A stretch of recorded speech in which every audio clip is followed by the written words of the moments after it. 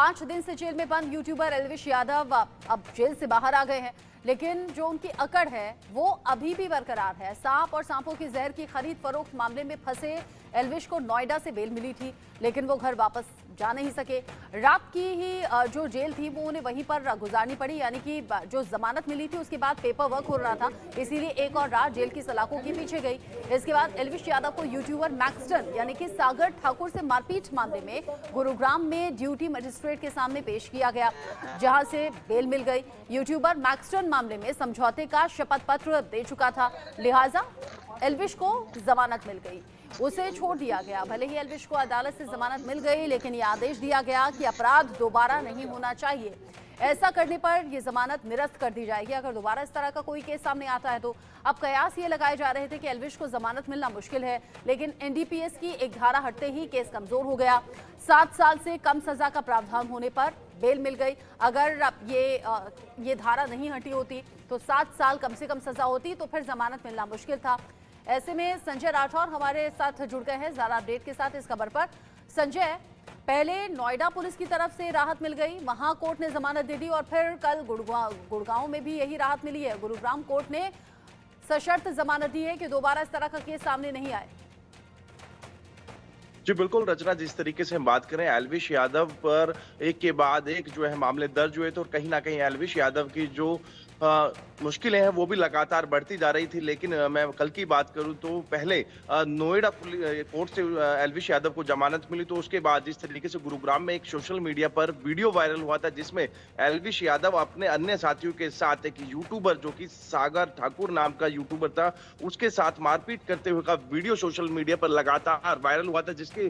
बाद गुरुग्राम पुलिस ने इस पूरे मामले में संज्ञान लेते हुए एल्विश यादव और उसके अन्य साथियों के खिलाफ मामला दर्ज किया था गुरुग्राम के सेक्टर 53 में। और उसके बाद कल गुरुग्राम में भी अक्षय कुमार की जो कोर्ट है जो कि ड्यूटी मजिस्ट्रेट थे उनके समक्ष एल्विश यादव को पेश किया, और एक शर्त रखी गई कि भविष्य में इस तरीके की जो हरकतें हैं वो एल्विश यादव ना करें। इसी ब्याह पर उनको जमानत जरूर दे दी गई। लेकिन मैं बात करूं यूपी की जेल के अंदर 5 दिन एल्विश यादव को गुजारने पड़े, और कहीं ना कहीं कल भी मुश्किलें एल्विश यादव की बढ़ सकती थी यदि गुरुग्राम कोर्ट उसको जमानत नहीं देती। तो होली का जो त्योहार है ये भी एल्विश यादव को सलाखों के पीछे बनाना होता, लेकिन अभी एल्विश यादव को रिहा कर दिया गया है। वो अपने परिवार के साथ गुरुग्राम कोर्ट से जरूर लौटा था, लेकिन जिस तरीके की वो वीडियो एक के बाद एक वीडियो जो है लगातार सोशल मीडिया पर ट्रेंड कर रही थी, और उसी के आधार पर गुरुग्राम पुलिस ने भी मामला दर्ज किया था और गहनता से पूछताछ की थी। जी,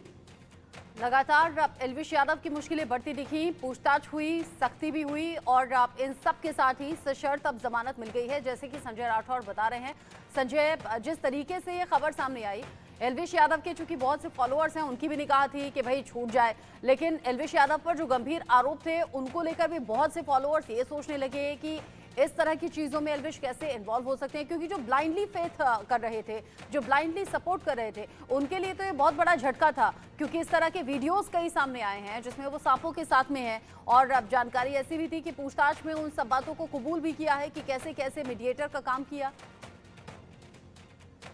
जी बिल्कुल, जिस तरीके से जो युवा वर्ग है वो कहीं ना कहीं एल्विश यादव को कहीं ना कहीं वो फॉलो करते थे और कहीं ना कहीं वो आइडल भी बने थे। लेकिन जिस तरीके से नोएडा के सेक्टर 49 में एक मामला दर्ज हुआ रेप पार्टी का, जहां पर सांप का जो जहर है वो नशे के लिए परोसा जा रहा था, उसमें एल्विश यादव के नाम आने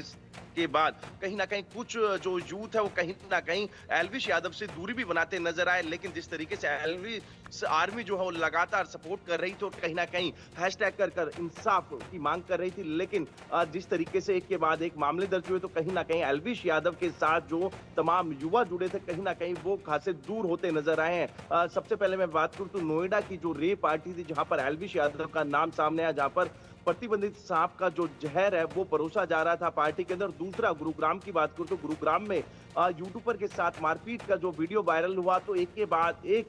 जो इस तरीके की हरकतें एल्विश के सामने है, तो कहीं ना कहीं जो युवा है उनमें रोष भी था। लेकिन जिस तरीके से मैं एल्विश आर्मी की बात करूं तो कहीं ना कहीं लगातार वो कहीं ना कहीं इंसाफ की बात कर रहा था। और ऐसे में अब कोर्ट ने भी तमाम, क्योंकि जिस तरीके से मैं एक बार फिर नोएडा का जिक्र करूंगा जहां पर 2 धाराएं हटा दी गई थी एनडीपीएस मामले में, तो ऐसे में कहीं ना कहीं उनको राहत जरूर मिली, लेकिन अभी भी वो मामला बरकरार है और अभी जमानत मिली है और इस पर कहीं ना कहीं आगे भी सुनवाई होगी और एल्विश यादव को फिर कहीं ना कहीं कोर्ट के समक्ष पेश होना होगा। जी अच्छा, ये बताइए, जब चूंकि पहले नोएडा की तरफ से राहत मिली, फिर गुरुग्राम ले जाया गया, गुरुग्राम कोर्ट में जब पेश किया गया, वो शर्तें कौन कौन सी हैं जिनके आधार पर, जिन्हें आधार बनाकर ये जमानत मिल पाई है? जी बिल्कुल, जिस तरीके से गुरुग्राम की खास तौर पे मैं बात करूं तो मारपीट का एक मामला था जिसमें कि गुरुग्राम के सेक्टर 53 में धारा 323, 506, 149 और 147 के तहत आईपीसी की धारा है उसमें मामला दर्ज जरूर किया गया था। और उसी के साथ जिस तरीके से इस वीडियो वायरल होने के बाद यूट्यूबर सागर ठाकुर और एल्विश का समझौता हो गया था और उन्होंने सोशल मीडिया पर आकर भी यही कहा था कि भाईचारा ऑन टॉप। लेकिन जिस तरीके से गुरुग्राम पुलिस ने इस पूरे मामले की गंभीरता को समझा और एल्विश यादव को कहीं ना कहीं इस जांच में शामिल होने के लिए प्रोटेक्शन वारंट भी मांगा था, लेकिन एल्विश यादव की नोएडा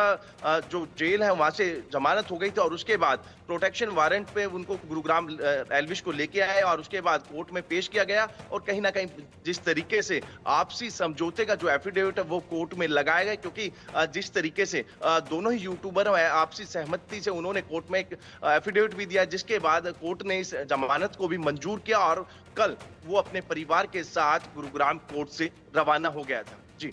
ठीक है संजय राठौड़, नजर आप बनाए रखिएगा। होली से पहले राहत मिल गई है एल्विश यादव को, लेकिन बहुत ज्यादा सावधान रहना होगा। सीधे तौर पर ये निर्देश दिया गया कोर्ट की तरफ से। अभी के लिए आपका शुक्रिया संजय।